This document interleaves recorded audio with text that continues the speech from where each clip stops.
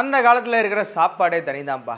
அதெல்லாம் செம்ம சத்தான உணவாக இருந்துச்சு. இப்போலாம் இருக்கிற சாப்பாடெலாம் சாப்பாடா அப்படின்னு நம்ம பெரியோர்கள் சொல்லி கேள்விப்பட்டிருப்பீங்க. ஏன் எங்கள் வீட்டில் கூட சொல்லிட்டு தான் இருப்பாங்க, இன்னுமே சொல்லிட்டு தான் இருக்காங்க. பட் ஆக்சுவலி அது நிஜமாவே உண்மையா இல்லையா, அதை பற்றி நம்ம டீட்டெயிலாக இன்றைக்கி பார்க்க போகிறோம், சயின்டிஃபிக் ப்ரூஃபோட. ஸோ எஸ், ரொம்ப நாள் கழிச்சு வீடியோ அப்லோட் பண்ணியிருக்கேன். என்னை மன்னிச்சுக்கோங்க, ரெகுலராக வீடியோ போஸ்ட் பண்ணாதனால மன்னிச்சுக்கோங்க. அண்ட் இனிமேல் வீடியோஸ் போஸ்ட் பண்ணலாம் அப்படி தான் லாஸ்ட் டைம் சொன்னேன். இனிமேல் போஸ்ட் பண்ணலான்னு திரும்பி ஒரு கோல் செட் பண்ணியிருக்கேன். அகெயின் இனிமேல் ரெகுலராக வீடியோஸ், லாங் வீடியோஸ் அப்லோட் பண்ணலான்னு பிளான் பண்ணியிருக்கேன். வியூஸ் போகுதோ இல்லையோ, என்னோடய வீடியோஸ் ஃபுல்லாக பார்க்குற ஆளுங்களும் இருக்காங்க ஃபுல் இன்ஃபர்மேஷனுக்காக. ஸோ அவங்களுக்காக கண்டிப்பாக நான் அது 2 பேர் பார்த்தா கூட சரி, நான் கண்டிப்பாக அப்லோட் பண்ண தான் போகிறேன் இனிமேல். ஓகே எஸ், ஸோ வீடியோக்குள்ளே போகலாம். ஸோ ஃபர்ஸ்ட், இப்போ இருக்கிற காலகட்டத்தில் ஃபுட்ஸோட இந்த குவாலிட்டியாக இருக்கட்டும், அதெல்லாம் ஃபஸ்ட்டில் இருக்க ஃபுட்ஸோட குவாலிட்டி கம்பேர் பண்ணும்போது ரொம்ப வந்து நிறைய டிஃப்ரென்ஷியேஷன் இருக்குது. ஈவன் நாம கூட அதை ஃபீல் பண்ணிட்டு தான் இருக்கோம். பட் அது எந்தளவு உண்மை, ஸ்டடீஸ் எடுத்து பார்ப்போம். நம்ம இந்தியாவில் ஒரு ரிசர்ச் பண்ணியிருக்காங்க, 2021 ரிசர்ச் பண்ணியிருக்காங்க. அதை திரும்பி 2023 திரும்பி அதை கோத்ரூ பண்ணியிருக்காங்க. திரும்பி ஒரு சின்னதாக இன்னொரு சம்மரி பண்ணியிருக்காங்க. ஓகே, ஸோ 2021 பண்ண ரிசர்ச் பார்த்திங்கன்னா 1980 ஃபுட்ஸை ஃபுட்ஸ் அப்போதுக்கும் இப்போதுக்கும் கம்பேர் பண்ணி பார்த்துருக்காங்க. மெயின் என்னென்னா ரைஸ் அண்ட் வீட். ஸோ இந்த ரைஸ் அண்ட் வீட் ஒரு க்ரீன் ரெவல்யூஷன் மூலமாக நிறையா சேஞ்சஸ் ஆகிருக்கு. ஸோ க்ரீன் ரெவல்யூஷன் எப்போ ஆரம்பிச்சுன்னா 1967. அதாவது இந்தியாவில் பாப்புலேஷன் ரொம்ப டக்குன்னு ரைஸ் ஆகிட்டு, ஸோ அதனால் பாதிக்கப்பட்டிருந்தாங்க, பசினால் பாதிக்கப்பட்டிருந்தாங்க. ஸோ அதை சரி பண்ணுறதுக்காக கவர்மெண்ட் இந்த ஸ்டெப் எடுத்து இதை ஃபாலோ பண்ண ஆரம்பித்தாங்க. அதாவது என்ன கோல் அப்படின்னு பார்த்தீங்கன்னா, அதிகமான விளைச்சல் தரக்கூடிய ரைஸ் அண்ட் வீட், அரிசி மற்றும் கோதுமையை உற்பத்தி பண்ணணும். ஸோ இப்படி பண்ணும்போது எல்லா ப்ரீடர்ஸ் என்ன பண்ணணும்னு பார்த்தீங்கன்னா, வெரைட்டிஸ் எல்லாத்தையும் இந்த மாதிரி ஹைலி ஈல்டு தரக்கூடிய வெரைட்டிஸை பார்த்து சூஸ் பண்ணி க்ரோ பண்ண ஆரம்பித்தாங்க. இதில் எதனாலனா, இது அதிகமாக விளைச்சல் தரும், அதே நேரம் இதில் பெஸ்ட்டு, அதுக்கப்புறம் ஃபங்கஸ் அட்டாக் அதெல்லாம் ரொம்ப கம்மியாக நடக்குமா. அண்ட் எஸ், கொஞ்சம் காலத்துலேயே டக்குன்னு வளர்ச்சி அடைஞ்சிடும், அறுவடையும் சீக்கிரமாக பண்ணிடுவாங்க. ஸோ அதனால சீக்கிரமாக ரைஸ் அண்ட் வீட்டோட ப்ரொடக்ஷன் இன்க்ரீஸ் பண்ணி, ஸோ இந்த க்ரீன் ரெவல்யூஷன் மூலமாக மக்களோட பசியவும் கொஞ்சம் கொஞ்சமாக அடக்க ஆரம்பித்தாங்க. இது ஒரு நல்ல விஷயந்தான். ஆனால் இப்போ நம்மளை பாதிச்சிட்ருக்கு. இப்போது அப்போ இருக்கிற அந்த ரைஸ் அண்ட் வீட்டோட நியூட்ரிஷனல் வேல்யூ இப்போ இருக்க நியூட்ரிஷனல் வேல்யூவை கம்பேர் பண்ணும்போது 45% டிக்ளைன், அதாவது கம்மியாக இருக்குது அப்படின்னு சொல்லியிருக்காங்க. எதனால் கம்மியாக இருக்குது? காமனாக நம்மளுக்கு தோன்றது என்னென்னா, நானும் அதை கேள்விப்பட்டிருக்கேன், சாயிலில் முன்ன மாதிரி நியூட்ரியன்ஸே இல்லை, இப்போ எல்லாமே அழிஞ்சிருச்சு அப்படின்னு சொல்கிறாங்க. பட் ஆக்சுவலி சாயிலில் நியூட்ரியன்ஸ் இருக்குது. பட் அந்த கிராப்ஸ், அந்த வெரைட்டிஸ் ஆஃப் ரைஸ் அண்ட் வீட் பார்த்திங்கன்னா அதை அப்சர்வ் பண்ண மாட்டேங்குது. ஸோ அந்த மாதிரி வெரைட்டி சூஸ் பண்ணி ப்ரீட் பண்ணனால இந்த அளவு பாதிப்பு அடைஞ்சிருக்கு. ஸோ நான் படித்த ரிசர்ச்சில் ஜிங்க் அண்ட் அயனை மட்டும் டீட்டெயிலாக சொல்லியிருக்காங்க. அதாவது ஜிங்க் 33% கம்மியாக இருக்குது ரைஸில், அண்ட் 27% அயன் கம்மியாக இருக்குது. ஸோ இந்தளவு நியூட்ரிஷன் கம்மியாக இருக்குது ads compared to 50 years before. இப்போ இந்தியாவில் எடுத்துக்கிட்டிங்களா, அரிசி கோதுமை நிறையா சாப்பிட்றோம். ஸோ இதில் 50% நம்ம இந்த நியூட்ரிஷனல் வேல்யூக்காக இதில் நம்பி இருக்கோம். ஓகேங்களா. ஈவன் சில பேரனால சிக்கன் முட்டை இதெல்லாம் டெய்லியும் சாப்பிட முடியும். இப்போ நான்லாம் எடுத்துக்கிட்டிங்கன்னா என்னால் டெய்லியும் சிக்கன் முட்டை சாப்பிட முடியும். அந்தளவு ஆண்டவன் எனக்கு காசு கொடுத்துருக்கா. But most of the people பார்த்திங்கன்னா, நிறைய பேரால் அரிசி கோதுமை சாப்பிட்றதே அவங்களுக்கு பெரிய விஷயமா இருக்கும்.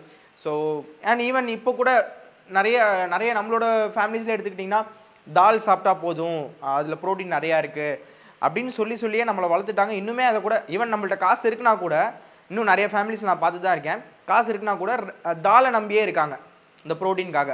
ஸோ இதெல்லாம் எஸ் ஸ்டில் மாறிட்டு வருது. பட் இந்த மாதிரி ரைஸ் அண்ட் வீட் எடுத்துக்கிட்டோன்னா நம்ம நியூட்ரிஷனல் வேல்யூக்கு இதை நம்பி தான் இருக்கும். ஸோ அப்படின்னு பார்க்கும்போது நம்மளுக்கு டெஃபிஷியன்சி ரொம்ப அதிகமாக இருக்குது. ஸோ டெஃபிஷியன்சி அதிகமாக இருக்கிறதுனால தான் இந்த ரிசர்ச் பண்ணியே கண்டுபிடிச்சாங்க. இந்த மாதிரி இதனால தான் டெஃபிஷியன்சிஸ் அதிகமாகிட்டு இருக்கு அப்படிங்கிறத ஃபைண்ட் அவுட் பண்ணியிருக்காங்க ICAR. ஓகே, இது ரைஸ் அண்ட் வீட்க்கு மட்டும் தான், நான் மற்றதுக்கெலாம் கிடையாது இல்லை. அப்போ மற்றதெல்லாம் சாப்பிட்டா நம்மளுக்கு போதுமான அளவு நியூட்ரிஷன் கிடச்சிடணும் அப்படின்னு கேட்டிங்கன்னா, ஈவன் அது கூட ஒரு பெரிய கேள்விக்குறி தான். ஈவன் நம்ம ஊரில் நான் எந்த ஒரு ரிசர்ச்சும் நான் பார்க்கல. மேபி நீங்கள் யாராச்சும் ஒருத்தவங்க இந்த ரிசர்ச் ஏதாச்சும் பார்த்துருக்கீங்கன்னா எனக்கு சென்ட் பண்ணுங்கள், நான் படித்து பார்க்குறேன். பட் USA UKலலாம் இந்த ரிசர்ச் பண்ணியிருக்காங்க. அவங்களும் லைக் ஒரு 50 வருஷத்துக்கு முன்னாடிலாம் கம்பேர் பண்ணி பார்க்கும்போது, ஈவன் 170 வருஷத்துக்கு முன்னாடி ரைஸ் அண்ட் வீட்டெலாம் கம்பேர் பண்ணியிருக்காங்க. யாருன்னா UK.